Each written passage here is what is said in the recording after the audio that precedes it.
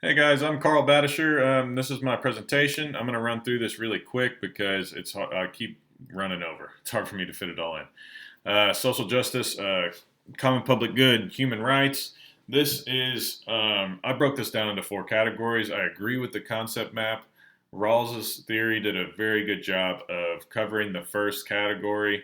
Human rights are his liberty principle basically says that everybody should be afforded certain basic liberties and I mean, was it like that's possible with a certain system for liberties for all, or for those liberties for all.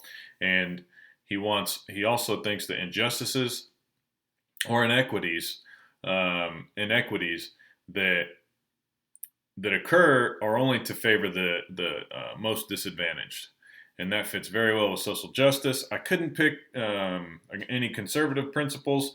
I know that regardless of your political origin, most likely any public good is going to come from a value or a place of wanting to do good, regardless.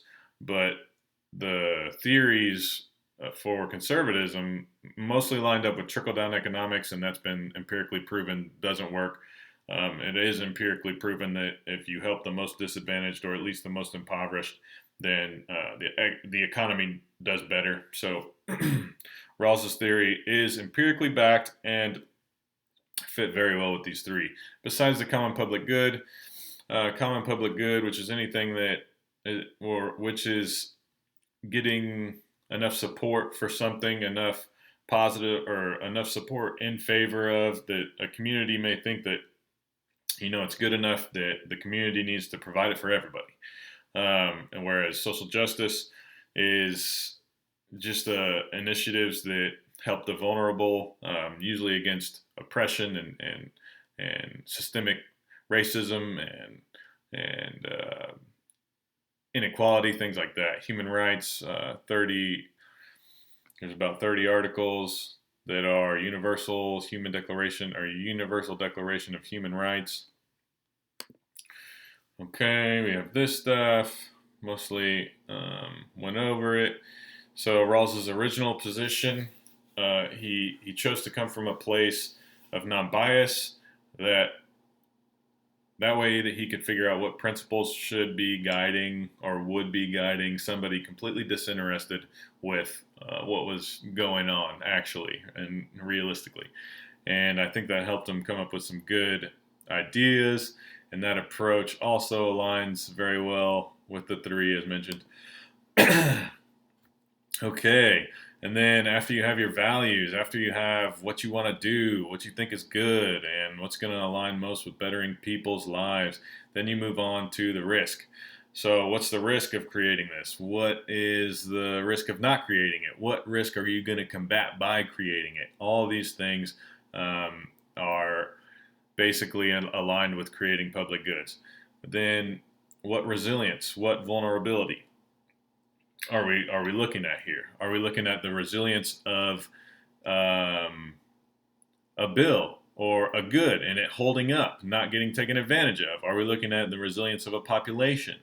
Um, and resilience is basically the ability of a system to take care of all the components of itself in the instance of shock. So a tornado happens. How well does a community come together to repair the houses that were destroyed? Stuff like that. Vulnerability, on the other hand, is how susceptible that good or that community is to a shock. And I think that, again, Rawls's principle did very well to pick up on that with the great risk shift and there being less pooled responsibility, less shared responsibility, more individual responsibility, by allowing for basic sets of civil liberties, or not civil, but basic liberties for everyone. That takes away from it takes a lot of that risk away. It takes that risk of being more it takes a lot of that vulnerability away, I should say. And then taking that vulnerability away, it lowers the risk and increases resilience. There's more I want to say about that, but I keep running out of time. Okay, so institutional resilience system analysis. We need to look at everything as a system, not as individuals.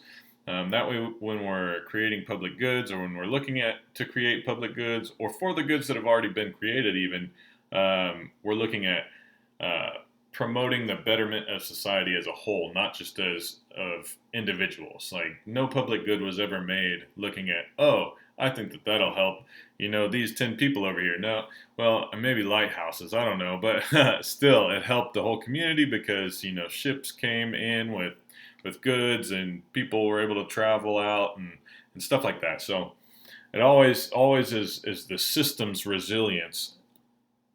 Public goods are created. And Rawls, perfect example of that. The more of these the more of these basic liberties that are met, the more resilient a system we would become. The less people living in poverty, the more people able to go out and create meaningful lives and meaningful experiences and meaningful connections and support groups, right? So, and then Declaration of Universal Human Rights and Thomas Pogue. So I'm going to run through his stuff really quick. Basically, institutional theory. Thomas Pogue, he doesn't trust the government. He doesn't trust institutions. He wants more empirical evidence. What's going on is these institutions are held to a different standard of justice than people, but they're created for and run by people. So they need to be held to the same justice, same principles of justice as a person. Like if they're not paying taxes, if they're cutting corners, if they're not helping impoverished people, if they're not, if they're taking away rights, human rights, stuff like this, like that, then they need to be held accountable for it. And that's what I think Rawls' second principle also helped to deal with was he made it so that the system could be more resilient while also taking care of vulnerable people. And that's something that his second principle, his difference principle said, blah, blah, blah, that, I'm so sorry, I have to run through this because I keep going over. This is like the 10th time I've done this. But okay, original perspective, or no, his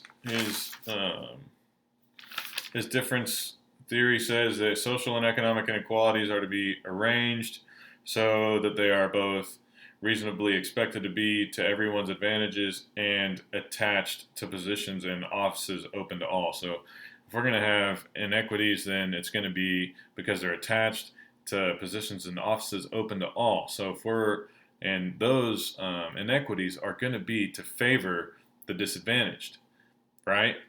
And so if these positions and offices are open to all, which is basically what we're calling the government right now, is positions, offices open to all, then we're lowering risk, making the goods more resilient, and increasing systemic resilience because we're having different kind of people in there. We're not just stuck with pedigreed people, right? Okay, so combining social protection and risk management strategies allows for the creation of an applicable product. And that's the final triangle that we saw there. Social protections, policies, and procedures that help people, with labor, with healthcare, with things like that. Risk management strategies, also there to promote resilience by lowering how vulnerable. No. By making people less vulnerable through some similar things. Social securities that's basically social protection is social securities, but there's also as far as risk management is concerned, it reduces transitory poverty and prevents falling deeper into poverty, which is basically if we're reducing poverty and prevents people from falling deeper into poverty and provides an avenue out of poverty, that's mitigating, coping, and preventing, right? So those are all risk management strategies that are also combined. Like we need social protections to provide this risk management, and this risk management are these social protections. So it's two sides of the same thing. Like having a social protection floor, it would basically be right up lined with Rawls's principles. Social protection floor outlined by the Declaration of Universal Human Rights. So if we have every human right on there, the ones that provide the most vulnerable and allow them to become the most resilient as possible, those are the ones that we target first. Those social protections are offered when they fall below, when those individuals fall below a certain level, right? And that keeps it. It is excludable, but only for those above that level, right? It's not something.